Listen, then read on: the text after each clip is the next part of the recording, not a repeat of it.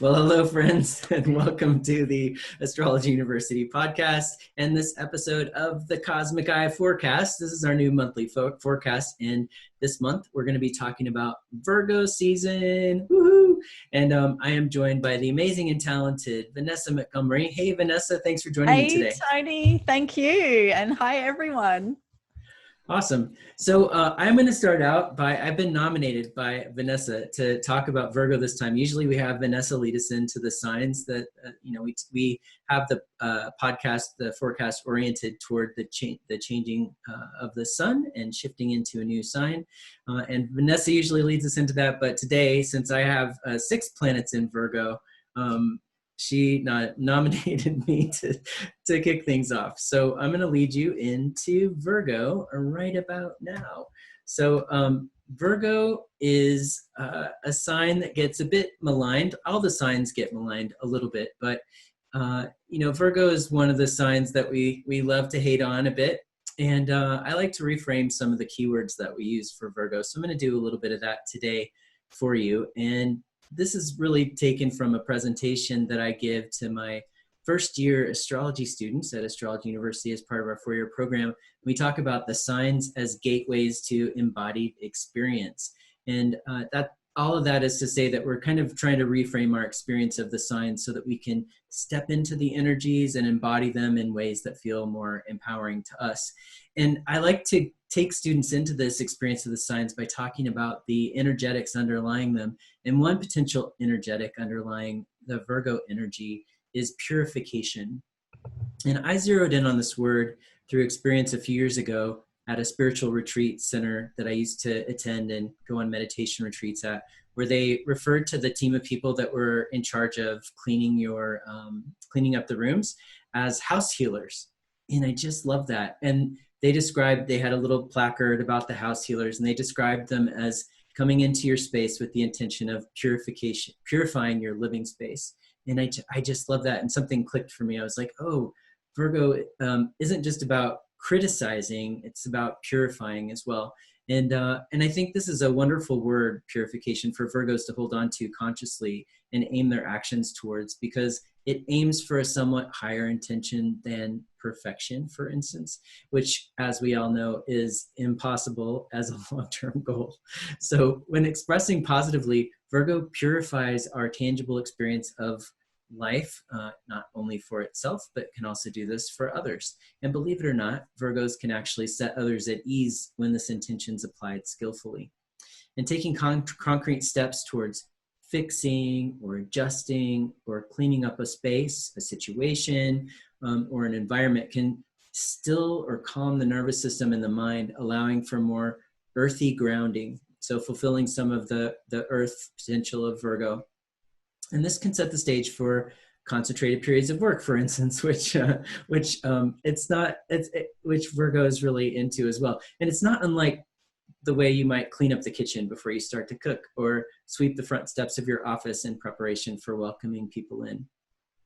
Virgo is one of 2 signs that I would describe as unsettled, and all signs can experience stress, of course. And we could go through a whole thing where we go through all the signs and talk about how each of the signs experience stress. But Virgo, if we hold that it's oriented towards purification, means that Virgo understands and also has an eye for spotting what is impure. In other words, what needs repair or what needs adjustment. Virgo is keenly attuned to the things that are broken, the things that need to be fixed, improved, or changed for the better. And that, of course, leads us into some of those negative stereotypes of hypercriticism. But the insight Virgo needs in order to feel more settled themselves as they go about their tasks is that the work is truly never going to be done. So if you can hold that in mind as a Virgo, the work, or during Virgo season, the work is never done. It's all about just taking that next step and taking action to put one foot in front of the other. Acceptance of this idea that the work is never done can actually calm you, because you don't have this expectation that you could cross everything off the list and then just rest for the rest of your time on Earth. Virgos don't have that luxury. That's a gift of maybe some of the other signs. Virgo's here to get some work done. Virgo's here to be productive. And just as soon as Virgo fixes something, it seems that a new broken thing shows up and asks to be fixed, whether that's a person or somebody needing help, or something in their environment that just breaks down. And it's just ready for that useful Virgo support and help. And the key to energetic health for Virgos in the situation is to constantly focus on that next step and take the next action, rather than focusing on the immense size of the list of things that need to be fixed, which can lead into stress, of course, and overwhelm and tension. Anything you want to add in there, Vanessa? I just response, like, I think it's interesting you're saying things like distill and concentrate, and, Virgo is the editor. So it is like, and, the harvest, taking what's essential, what's nutritious, what has value, what can be used as an earth sign. And yeah, I'm hearing you say all those things. Yeah, definitely. And Virgo is oriented towards the practical, like as an earth sign, as you point out, what's useful, what's practical. I do also like to talk, I mentioned criticism a little bit. I like to talk about criticism and even reframe criticism, because criticism is and critical, those are bad words in our culture, but the function of criticism is not bad. Right? If something needs to be fixed, if something, could be improved upon, we offer our critique of what that thing is, so that we can know what the steps are to improve it. It's all about how the criticism's delivered, I think. It's all about the intention behind the criticism. And so if you're coming from that stressed out, overwhelmed place of Virgo of I only have 5 minutes for you because I've got 25 other things on my list, and here's everything that's wrong about this situation. That's not going to come across very well to most people, right? So if you've taken in for instance, the flip side of Virgo is Pisces.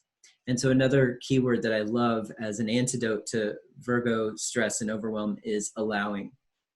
And so earlier we were talking about just allowing for this idea that you're never going to cross everything off the list. So just settle into whatever that next thing is to do. And then there's something in me when I do that, where my nervous system just totally calms down, and I can actually be really chill. Allowing is another thing as well. Allowing the broken thing to be broken, accepting people just as they are, and then choosing to apply that fixing or that improving or that correction. And it's a subtle shift, but it's important. It goes from, look at this mess, look how broken everything is, or even worse, because Virgo can internalize these things, look how broken I am. And instead to just accept the thing just as it is.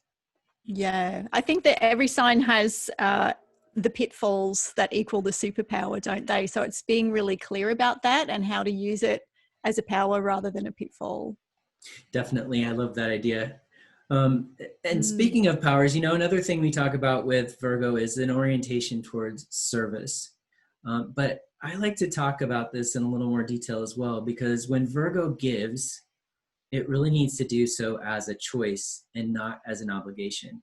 Because Virgo can have, we think, oh, Virgo's really service-oriented sign. They're just giving, giving, giving. But if you talk to most Virgos, they'll have a laundry list of grievances about, people who didn't appreciate them for whatever the thing is that they did. And so, again, with the flip side of Pisces, the antidote there is to learn how to give unconditionally. And if you're not able to do that, to consider not giving in that situation. We can only give what we have the resources to give. And if we go beyond that, that's where we're going to experience that resentment and I think Virgos need to learn to say no. Right. Yeah, definitely. That's what I've noticed too. Like, Virgos want to be so useful because they can spot everything that needs improvement and how where you need help, or could do with some help, I should say. And I think that the Pisces Virgo axis is very humble and very sensitive, very nuanced.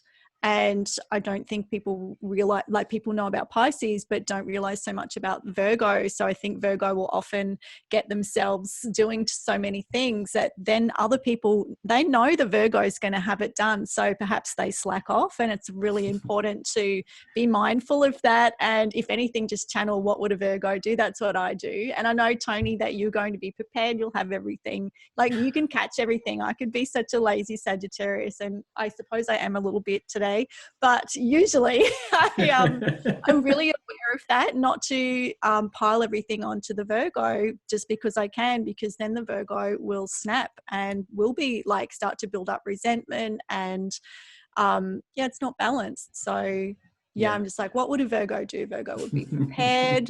There's, and as an earth sign, there's limited time. So it's distilling down what's essential and what you can actually do, and to do those things, like stick to the priorities, get that list right. Like Virgo's such a listy type, Virgos love to have their list of and tick it off. Like that's what I've noticed. So they're things that I don't naturally do. So thinking of that Virgo archetype and Virgo people that I know, with all that Sagittarius square, that's where I have the most to learn. So it's been really useful. Right. Yeah, definitely. The list, that's definitely a thing for me.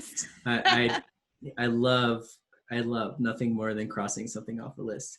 But I make the problem is probably, because I have too many planets in Virgo, but I add to the list more than I cross things off. So that can feel overwhelming. Well, I do have a couple of Virgo chart examples today. Let me see if I can get to the next slide. There we go.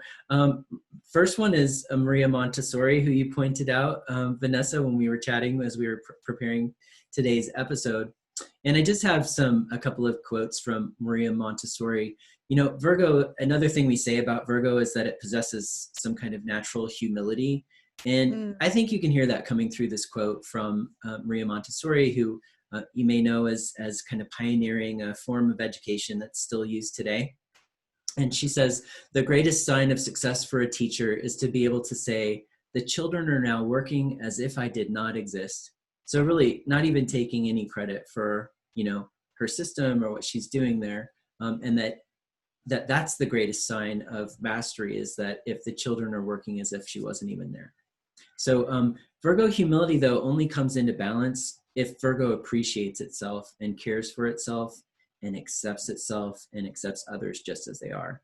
And again, that humility, that's how to kind of turn up the volume into the highest expression of that humility, I think.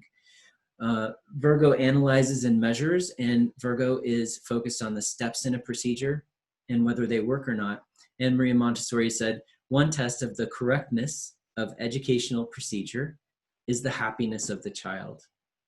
I love that too. So Maria Montessori, we'll see in a second, had Leo rising as well. And you can hear some of that, not only the emphasis on the child, but the emphasis on the joy and the creativity of the child as well. Virgo is also mutable and adaptable. And she said, development is a series of rebirths. I love that as well. And earlier we were talking about that aim for goodness and purification. And she said, let us leave the life free to develop within the limits of the good. And let us observe this inner life developing. This is the whole of our mission as teachers, right? She didn't say as teachers, I'm just filling that in for you. So this is her chart. This is an AA rated chart, so you have pretty good data here. I ran this one in whole signs just for fun. And in whole sign houses, Mercury's in the 3rd house, and I think that's a great correlation with somebody who is an educator, especially focused on primary education, early childhood education. And of course, there's that Leo rising we pointed out, and she has Venus right there conjunct the ascendant Leo rising. I do have something to mention, actually, Tony. Speaking of, Virgo is ruled by Mercury, of course, but mostly we associate Mercury with Gemini, and people tend to forget the Virgo side of that. So, that's an earthy, practical side. Here we've got an amazing alternative teacher. You're running a school. I thought it was interesting, Rudolf Steiner, although he's sun in Pisces, he's got moon in Virgo. So again, a teacher that was really different, actually doing things differently, and it's really stuck because they both have people modeling those ways of educating. What do you have to share as a sixth planet in Virgo with, yes, your intel on that? Oh, You well, know, that Mercury rulership in Earth. yeah, definitely. I think that, where Gemini shares interesting information, the focus with Virgo isn't necessarily on interesting. The Yeah. focus is on useful or practical, helpful. Virgos get into trouble because it's a stereotype. It's a thing with Virgo to offer unsolicited advice, for instance, right?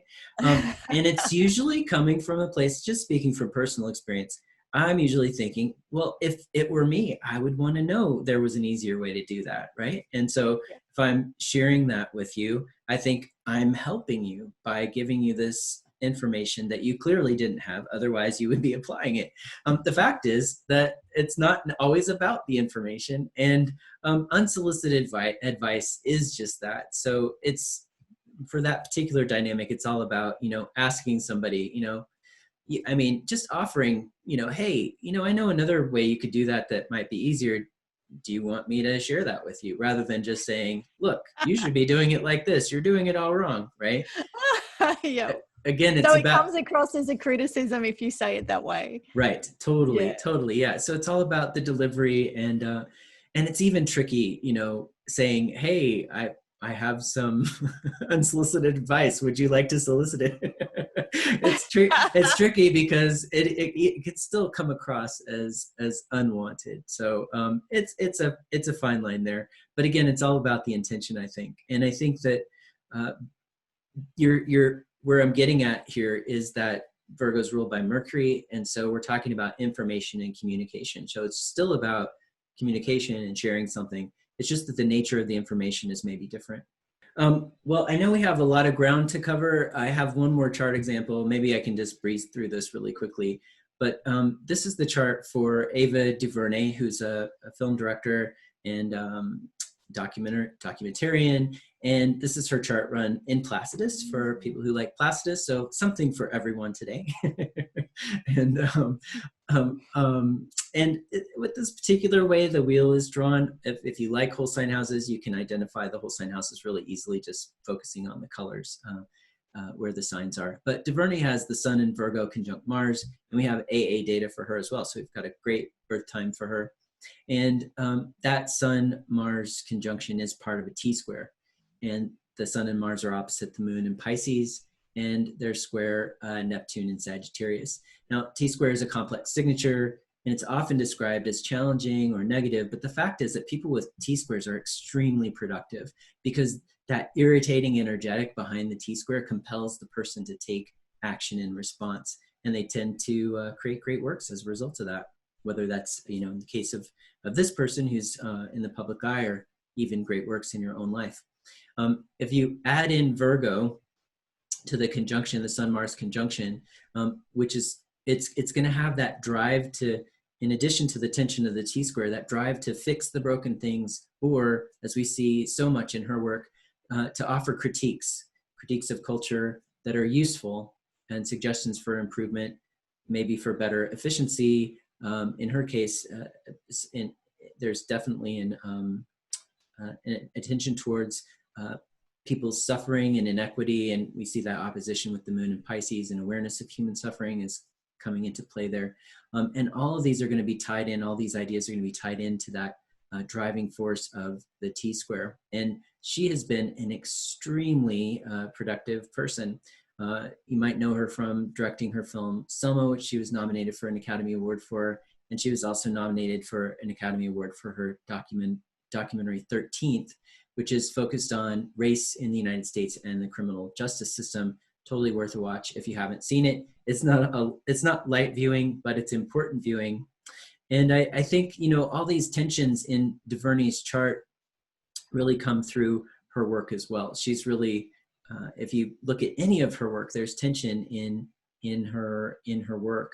And notice that she has Scorpio on the midheaven and its ruler Mars, going right back to that Sun-Mars conjunction. And people disagree with her, people challenge her, She spars with people, and yet she's still called to stand in the midst of that storm and keep expressing herself and keep sharing that critique with us until we get it, maybe. And she'll need to develop coping strategies to manage the stress and tension, like that Virgo stress and tension that we were describing earlier, to not get too worn down or out of balance. Also, as a result of the T-square, it's not an easy road, but it'll be extremely rich and fruitful if she stays on her current trajectory. So really, really fascinating person and chart to look at there. Anything you want to add to that you're seeing, Vanessa? Oh, just it's such a great combo for filmmaking. Yeah, for sure. Yeah. Are you thinking of the Neptune there? Yeah, and Moon in Pisces. I just Mm-hmm. think people with Moon in Pisces are they're true artists. Yeah. And of course, yeah, the Neptune and the Pisces is there for filmmaking. And then that Mars in Virgo conjunct her sun is just, you know, they're busy people. Mars in Virgo people really don't stop. They've always got to be doing something.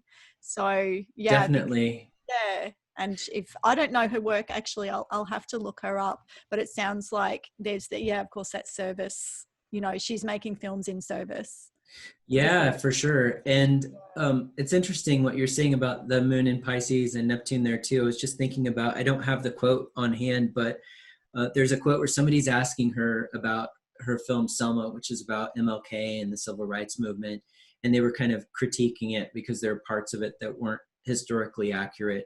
And she said, I wasn't trying to be historically accurate. I was trying to tell a moving story. Yep. Something to that extent. So you can really hear the moon in Pisces square Neptune coming through there, I think. Yeah, it's not going to be. It's not the literal. Like that. Yeah. It actually makes me think of another filmmaker, Guy Ritchie, who is a Virgo. And oh, wow. I didn't know he was a Virgo. I looked him up because I have a friend that studied filmmaking who's a Virgo, and she moved to Hollywood to make her fortune. And of course she won everything and had amazing editing. Like everything was so precise, and she used music or sound, I should say, incredibly precisely to build tension. And I think that Virgo with that mercurial, you know, nervous system correlation as well can get really wound up. Totally. And she used that in the filmmaking, and it was amazing. And he does that too. I thought, I wonder if I just got to check his chart because it's a similar vibe, because he's so precise and he's got so many quick cuts. Like, who can even achieve that? So of course he's a Virgo. So it's a really good example of a Virgo vibe in a film. Nice. Or filmmaking. Nice. Yeah, and of course there's the editor with those great editing skills and awareness of all those little details.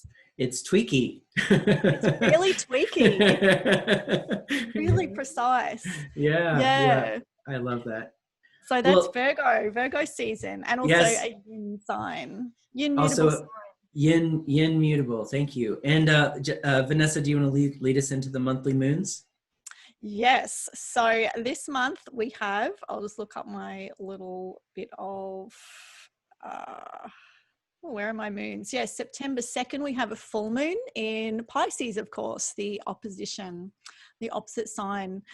So as you've already said, Tony, leaning into the opposite side of Pisces. So where Virgo does need to know all the details and have everything pinned down, like in Ava's chart, bring in that Pisces, and you've got the ability to really create something magical, because the Virgo will actually do something about it and not just dream.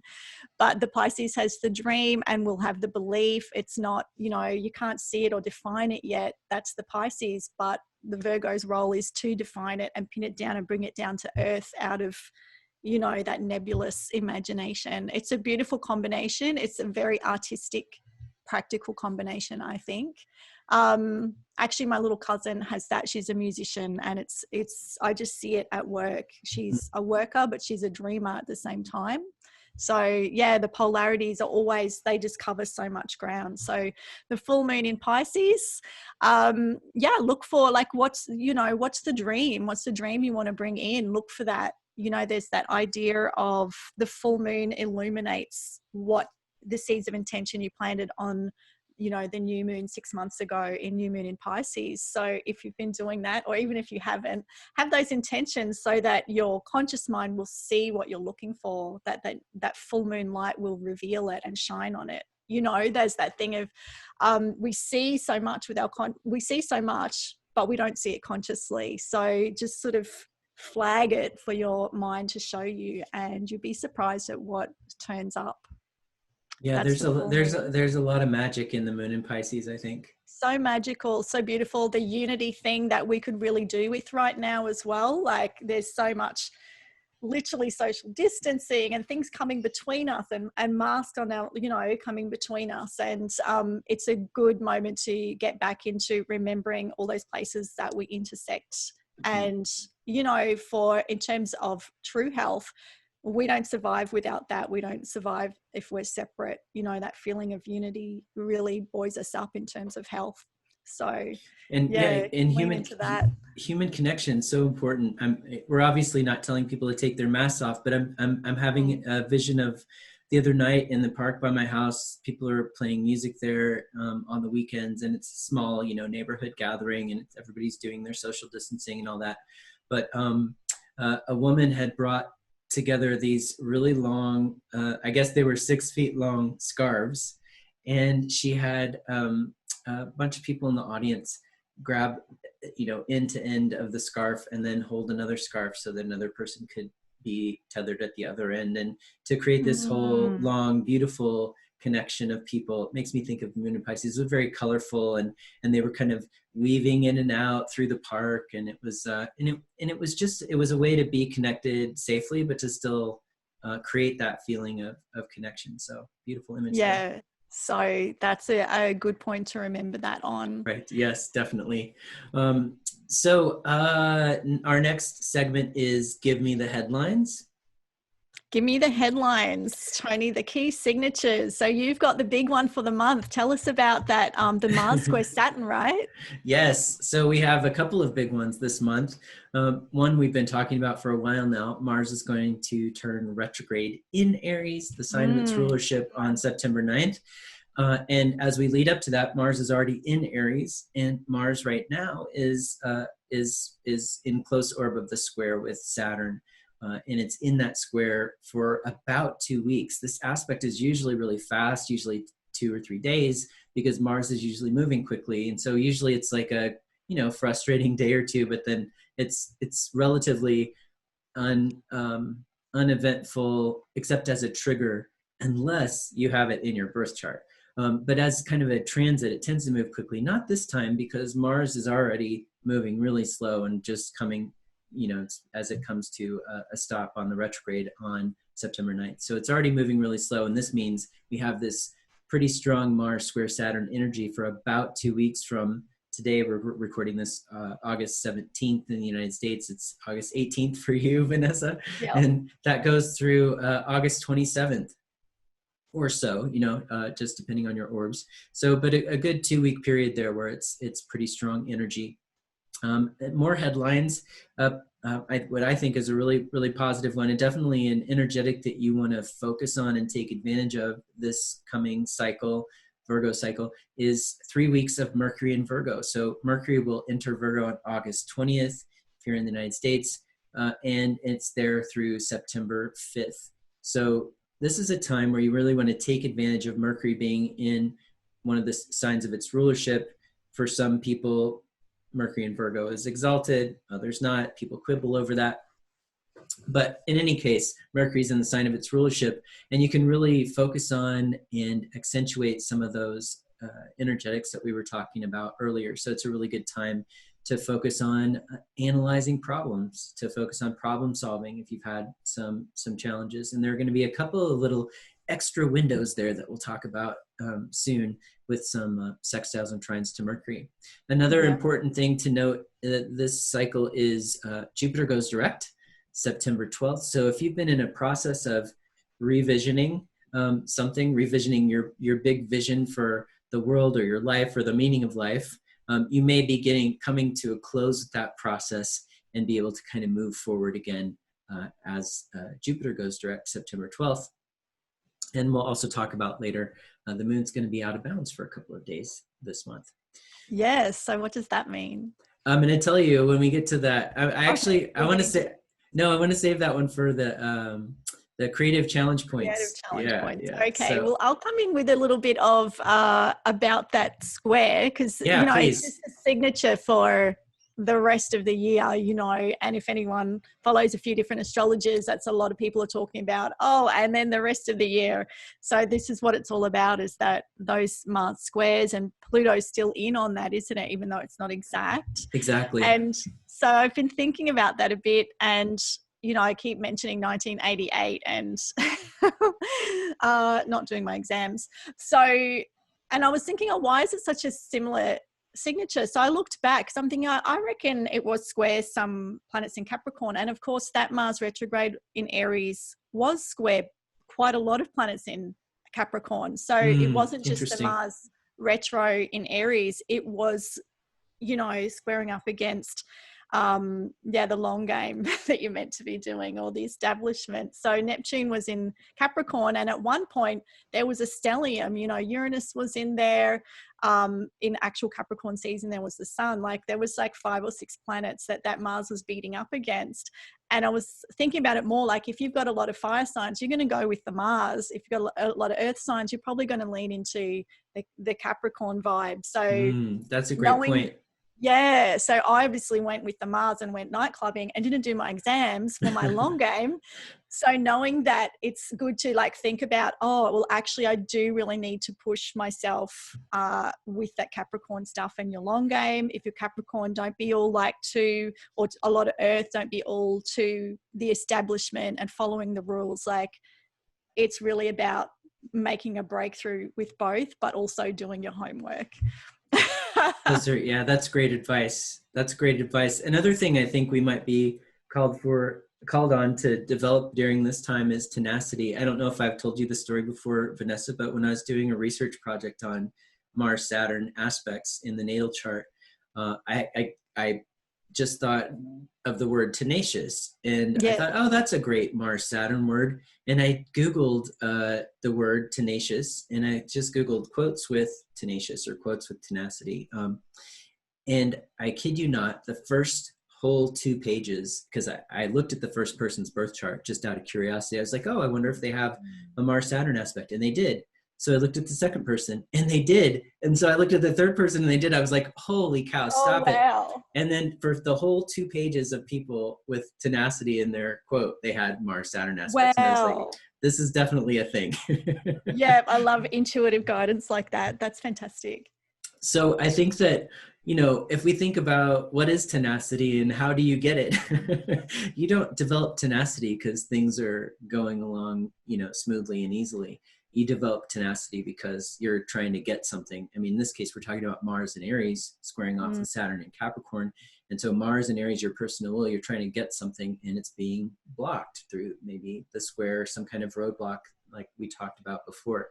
And so if you have developed tenacity, you're not relinquishing your will, you're not surrendering, you're going to keep fighting for it. And absolutely. And Mars and Aries might be that dynamic upstart reacting against the status quo, like you were describing earlier, or Saturn and Capricorn could represent that authority figure that's blocking forward momentum. And to you, during this Mars-Saturn square, it might feel like something has to give, but not without a fight. If that feeling's rising up in you, I say ask yourself, is this actually worth fighting for? Or am I just really hot and ready to go? Or would it be more wise to stand down in this moment?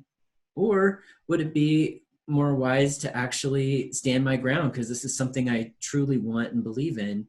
And, it's, again, the question here is this the fight that you want to fight? Or is it better to back down now and save your strength for another battle that's more important? One of those people I looked up that has the Mars-Saturn aspect is television host Padma Lakshmi. And she has natal Mars in Leo, so Mars in a fire sign, square Saturn in Taurus, Saturn in an earth sign. And she's been quoted as saying, I'm not tough, I'm tenacious. And she's a global ambassador for Keep Child Alive and the ACLU. And she balances her ambitious work in the entertainment industry with philanthropy. Another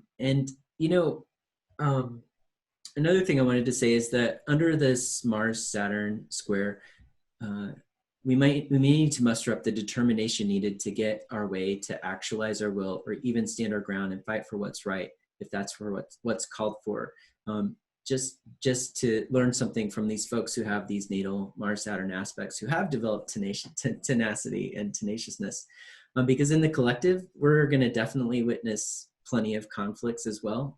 This might be happening in our personal lives if these aspects are touching your natal chart, but we're definitely going to witness them on the world stage. And the underlying energetic is a fight between that energy and drive to move ahead, to start something new, symbolized by Mars and Aries, versus the tried and true Saturn and Capricorn, which is also the status quo.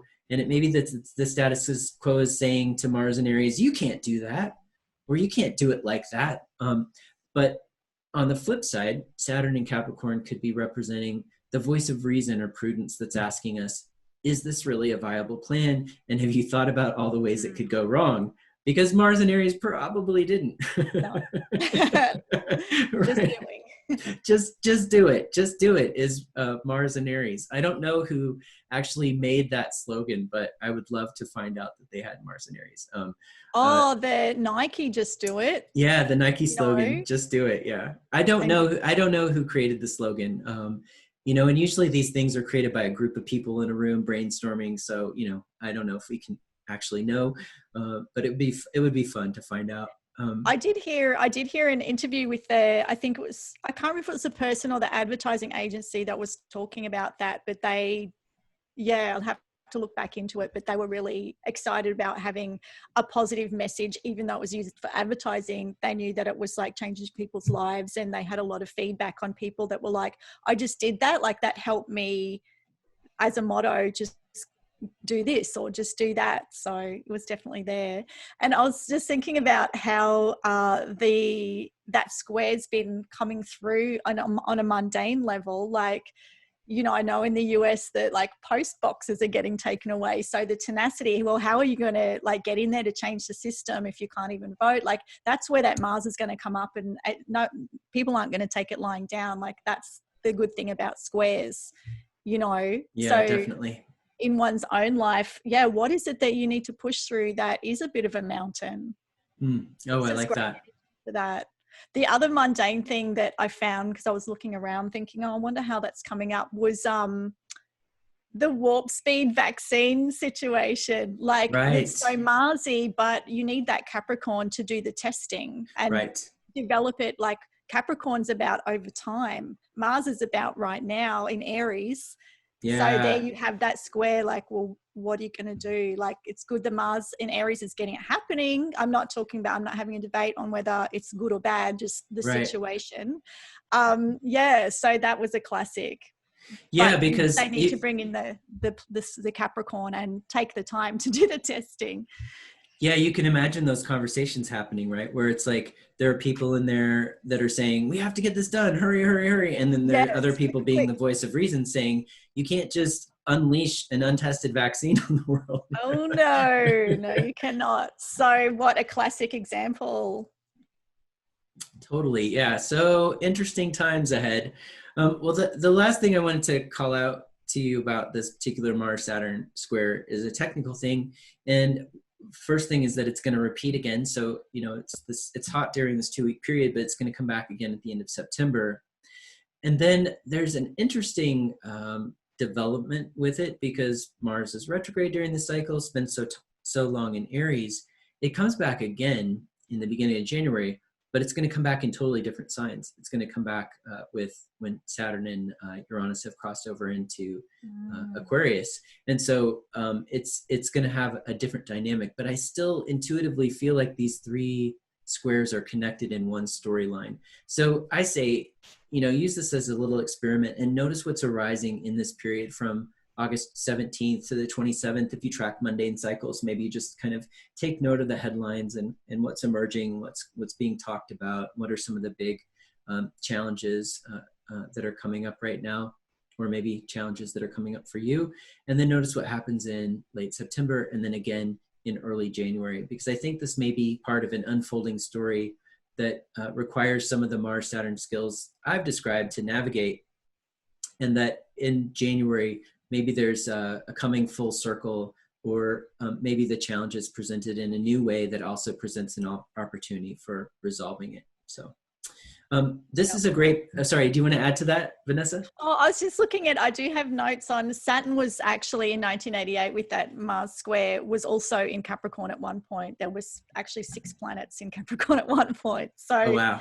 Yeah, definitely. I think, again, maybe even continuing themes from back then, because astrology is so much about cycles and just getting another go at it. But yeah, I agree. It's all, that's what astrology tells us, isn't it? It's all related. It's all developments on the same story. Mm-hmm, mm-hmm. Yeah. Awesome. Well, that's a great insight. We'll have to do some more research on 1988. I know. Yeah. Get it right this time. So right. Next segment.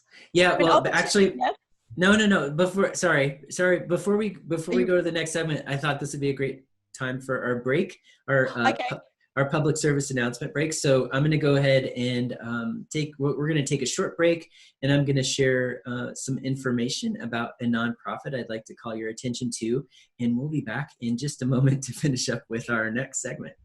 What better nonprofit to feature this month with Mars and Aries than an organization called Fair Fight, which you can find right now at fairfight.com. The 2020 election will carry historic consequences, but foreign interference and sophisticated voter suppression threatens our ability to freely elect our next leaders.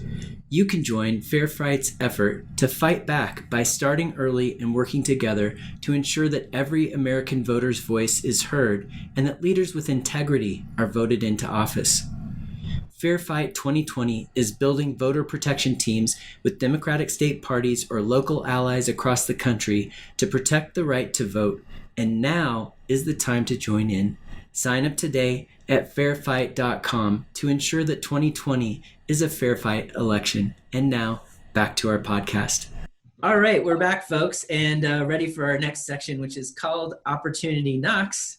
So what do you do, Tony, when opportunity knocks? You run away? No. You open the door. You walk through. Yes, exactly. Being silly, of course. So in this section, folks, we're highlighting trines and sextiles because we tend to focus on the squares, oppositions, and conjunctions as astrologers. And why do we do that? In my opinion, it's because of negativity bias, which is a whole long talk. But let's skip that for now and just talk about the trines and sextiles this month. So what caught your eye, Vanessa? Well, I noticed there are actually some great formations, like the end of August, we've got a grand trine that's also in a kite formation with Venus. The moon will kick that off when it comes through Jupiter and Neptune. And then there's a mystic rectangle with Pluto, Jupiter, Neptune, Mercury, Venus, and I think again the moon will kick that off. Like, I think it's always interesting when another planet comes through, whether it's the moon or something more fast moving and kicks something off. So again, mark it in your diary. They're positives to lean into, and there's, you can amplify that and build on that if that's what you're looking for. Again, there's the bias. Look for the positive, plan things that you want to go smoothly at that time, and make the most of it. And it's true. We do seem to, I see a lot of people talking about squares and oppositions, and very rarely, hey, there's a grand trine going on. Right. And what you focus on, it will amplify it. Like, I was thinking about that Pluto square Mars moment, and I happened to have booked an appointment at the dentist, and I had it in my mind and I made it worse. Like, the dentist jumped with the drill, and because I'd sort of amped up my nervous system. So I was like, wow. Yeah. So it's, as a Sagittarius, remember the positive, that's my message. Remember the positive and amplify it without ignoring the challenges. Okay, awesome. Yeah. So check out those dates of that grand trine. Couple of things. Did you want to add to that? Oh, I was going to say, you have something as well. Yeah. A couple of things that caught my eye were these Mercury aspects while Mercury's in Virgo. One of them is Mercury trine Uranus. You'll hear some astrologers that say Mercury in aspect to Uranus is a sign of genius.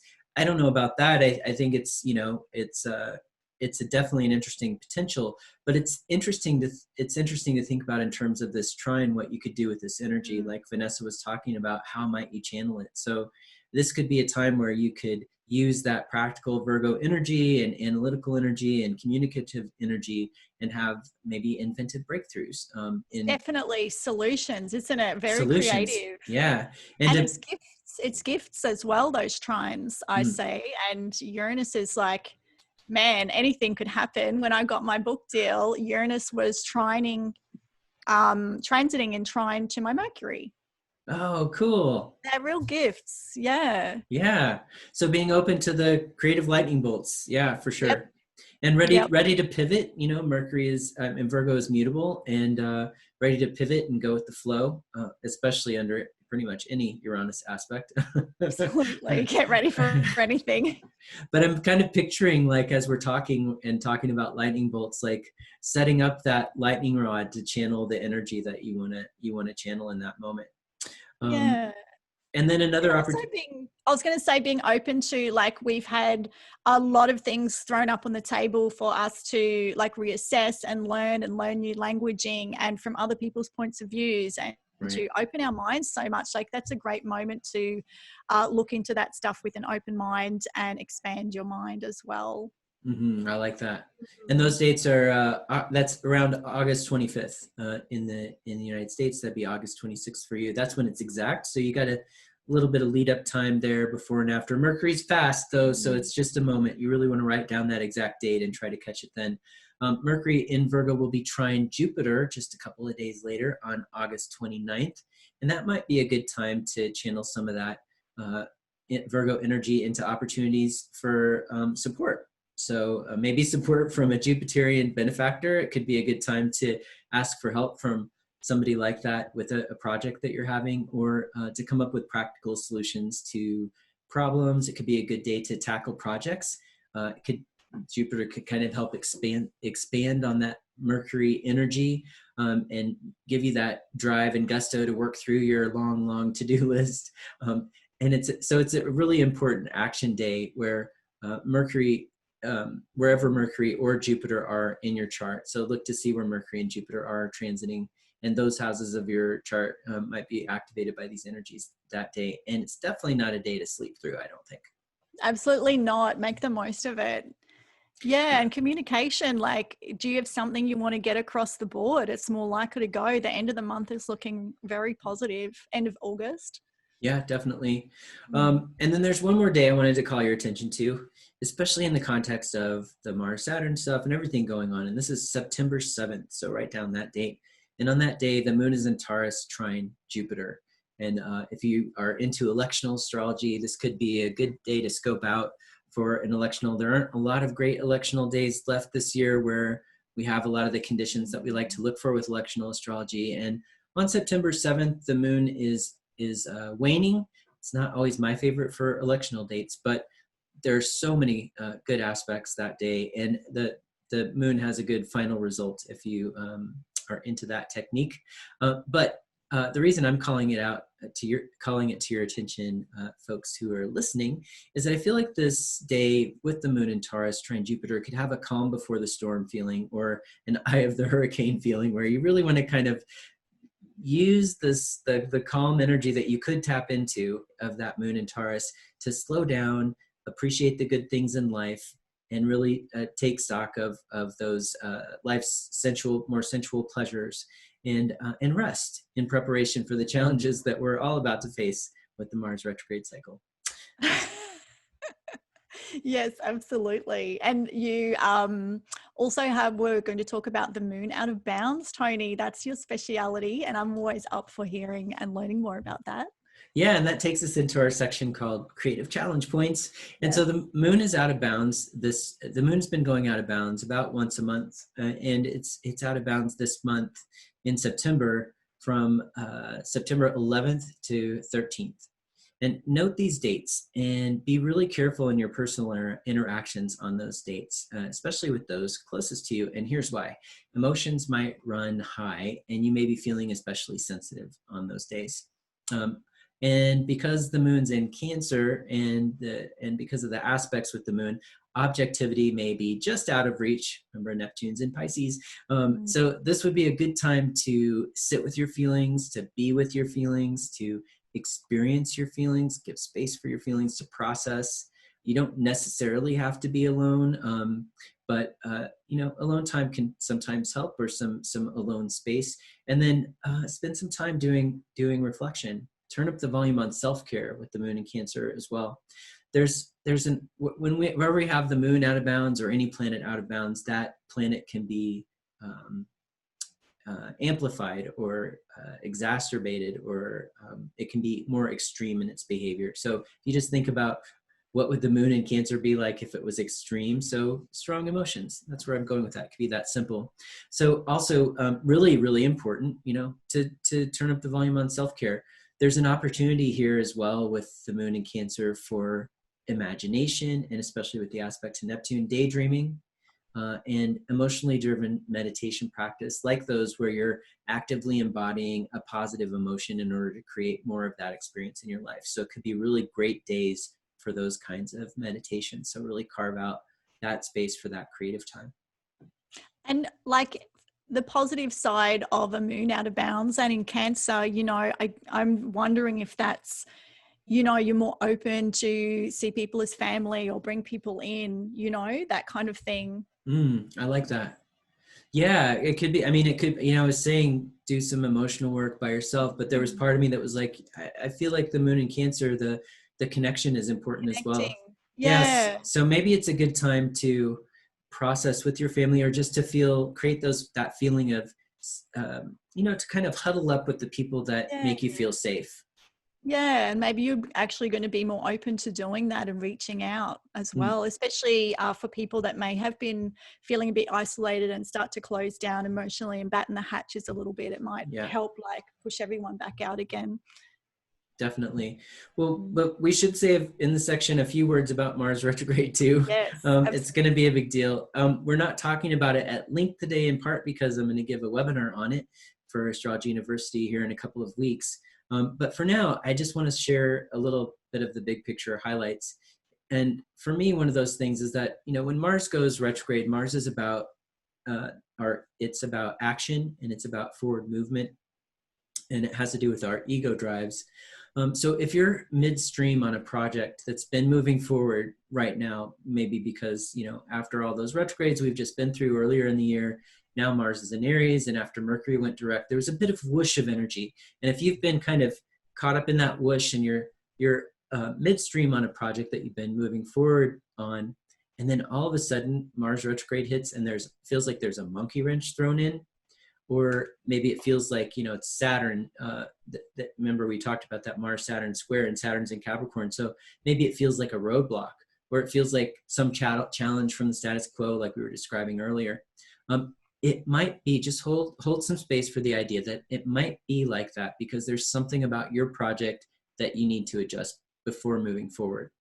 So see this as an opportunity to go back to the drawing board and cultivate patience. It might be a blessing in disguise that you have your forward momentum curtailed a little bit or stalled a little bit, because we're moving towards, all of us, a sea change of energy at the end of the year as Jupiter and Saturn change signs into Aquarius. So it might be that the time that you spend during Mars retrograde reworking your plans and addressing the challenges that are coming up will better prepare you for success as the planets Jupiter and Saturn shift into Aquarius in late December. Absolutely. Yep. Do some testing. Yeah, do some testing. Yes, definitely. Test your ideas. Yeah, definitely. I love it. So, and our next section is called What's on Your Coffee Table? So what's on your coffee table, Vanessa? What are you reading right now? Well, yes, randomly I'm reading. It's a little bit, I think this is actually quite Virgo, but it's kind of Scorpio too. But, Mercury. It's called Detecting Deception Through Statement Analysis. I Know You're Lying by Mark McClish. Statement analysis. You're always reading such interesting stuff. I absolutely love it. Yeah. Ridiculous. But to me, it's actually quite Virgo-y, and a sun, moon in Virgo person is the one that was talking about this at one stage because her friend was studying it. And I just thought, oh, that's fascinating. I want to learn more. So I bought a book on it. And it is fascinating because it's about the detail of words, very Virgo, it's very precise. You're not judging, you're just listening, you know, to the order of things. It's so Virgo. I guess the Scorpio bit is like detecting the deception. But right. It's really interesting to use in these times because there's so much crazy going on in media. There's so much fake news. Who knows what's going on? So immediately after I finished reading it, you know, I was seeing the things straight away. Like, you know, a big part of deception is, which I didn't know, was it's very hard for people to actually lie. It's really hard. So if anything, they just don't mention it. So it's what's not being said.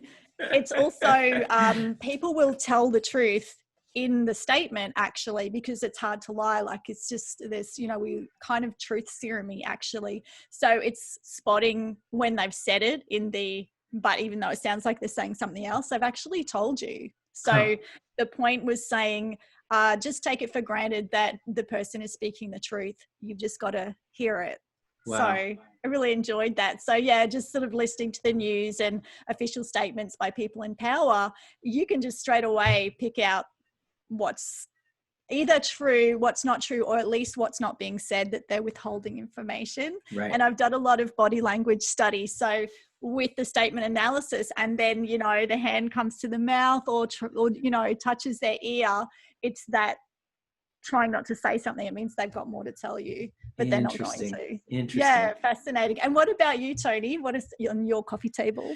I have a couple of books. One is Aspects in Astrology by Sue Tompkins. It's a classic, and it's on my table because that's that's what I'm teaching this week. And we have a major aspects course running as part of our 4-year program, which just started up again. We started up a new cohort of students in year 1, and then we have our year 1 students going into year 2. And that's what the year 2 students are reading.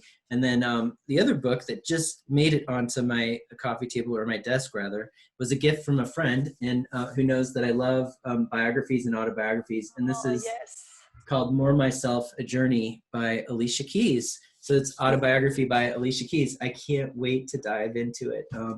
So I just looked her up, though. I think we only have C data for her birth chart, but there's still a lot you can do even without an accurate birth time. So yeah, exactly. Anyway. And the aspects one, like, that's the thing that people struggle with most in astrology, isn't it? Really, the aspects is the final frontier. Yeah, it is something that students struggle with a lot, for sure.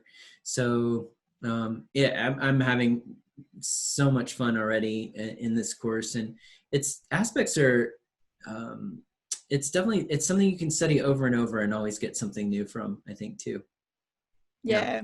And yeah, evolves as well. So what's your monthly mantra and key takeaway? As a Virgo, give us the intel, the inside lane.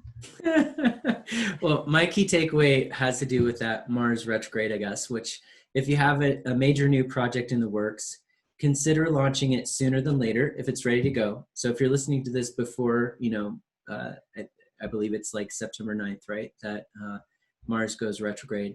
So if you're listening to this before then, like, you know, I would say in the next couple of days, maybe it's ready to launch, and you know it's ready to launch, and your intuition is telling you now's the time, go time. You know, I always say trust your intuition over astrology. I know that might be a bit, I might get things thrown at me for saying that, but I think trusting your intuition is right. But this might be a challenging time to start. We're already so close to Mars retrograde that it might be a challenging time to start it.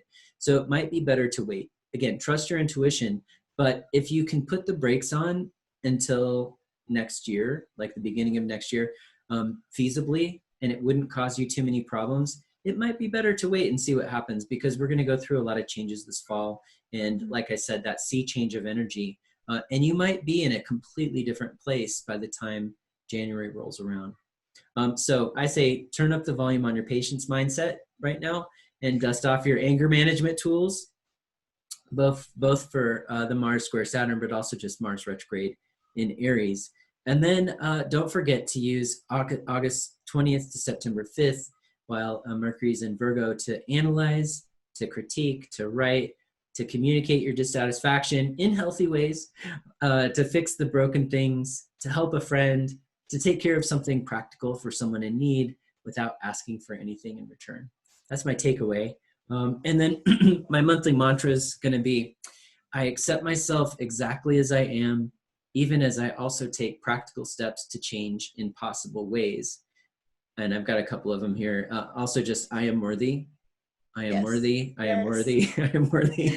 Yes. And then, I am. I don't have to do all the things. Yep. And then one more, I accept the world exactly as it is and unconditionally share my gift of knowing what would improve it. Beautiful. Yep. That's a really good monthly mantra for Virgo season. I accept myself and the world, in fact. Yes. Yeah. How about you? How about you, Vanessa? Key takeaway, something I've been thinking about is, that Mars in Aries with the energy, like that's a lot of energy in that square. It's a lot of energy building up and tension. So with Virgo season coming on, here when this gets released, Virgo is all about those ritual and daily habits that build, good health. So it's routine. So get some sort of energy outlet release, that you can do sustainably, daily, to amp up your good feelings and get out any frustration or built up anger or whatever it is with all that energy around in the squaring. Very important. So that's definitely my key takeaway. And monthly mantra, I've got a couple as well. I am easily centered in the present moment, using it to make my dreams a reality. Good one. Grounding the dreams in a practical way. And I easily understand the best approach in every situation and apply it in ways others hear and receive. Good. Well crafted. Yes, that's a good one. Well, that takes us to the end of the Cosmic Eye forecast. Thanks for tuning in today, folks. We want to call your attention to a couple of things. And Vanessa is in a really exciting moment because she's just her new book is available for pre-order. And Vanessa, you want to tell us something about your new book, which is called Cosmic Power? Yes, it's now a part of the Power series. As a Sagittarius, where you always get more, I actually pitched a whole series because I got excited. And so this is number 2 in the series, Cosmic Power, Ignite Your Light, a simple guide to sun signs for the modern mystic. Available on pre-order. If you just Google Cosmic Power and my name, you'll find it. It's beautiful. It's got to be, if I do say so myself, one of the most beautiful sun sign or astrology books in existence. Very important to me. There's lots of lovely illustrations and very colorful. It's all about amping your solar power, which, is confidence. And I started studying hypnotherapy before the first book came in and I deferred. But they said the groundwork, as I mentioned in Leo season, was and regardless of what you're going in for hypnotherapy for, the groundwork is really building up that confidence, because if you've got the confidence to do or try something, you believe in yourself, you're more likely to win, or at least give it a go. So that's the sun in our chart. Are you willing to even shine? So it's got a lot of sort of background on that and why it's important and how to use it. It goes through the houses and goes through each sign in depth as well. And it's got a second layer to it for people that aren't complete beginners. It actually goes through, you can read each planet in each sign like a cookbook, but beginners won't realize that. Nice. Yeah. Awesome. Well done. And congratulations. I'm excited for you. I'm very excited too. Yeah. And then at Astrology University, a few things coming up. There's still time to join our Major Aspects course, which just started August 12th. And you can if you register now, you can still hear the recordings from the first week or two and then catch up with the live class. And then also coming up, in that class features lessons taught by me, Kelly Surtees, Jason Hawley, and Mark Jones. And then coming up on August 22nd, we have a webinar, one of our Saturday webinars with Cheryl Hopkins, who's going to be giving us a webinar on spiritual awakenings. Really excited for that one. Oh, wow. She's looking at outer planet transits in the charts of people who've had spiritual awakenings or describe that experience. Oh, that sounds really interesting. I might be that one. Right? Yeah. I'll definitely be there. And then I'm going to be giving my webinar on Mars retrograde on September 5th. So check out the Astrology University calendar for all those events. And I hope to see some of you there. And thanks so much, as always, for joining me today, Vanessa. And we look forward to seeing you next time. And until then, stay cosmic. Yes. All right. We got the timing down on that. All right. Beautiful. Take care, everybody. Bye.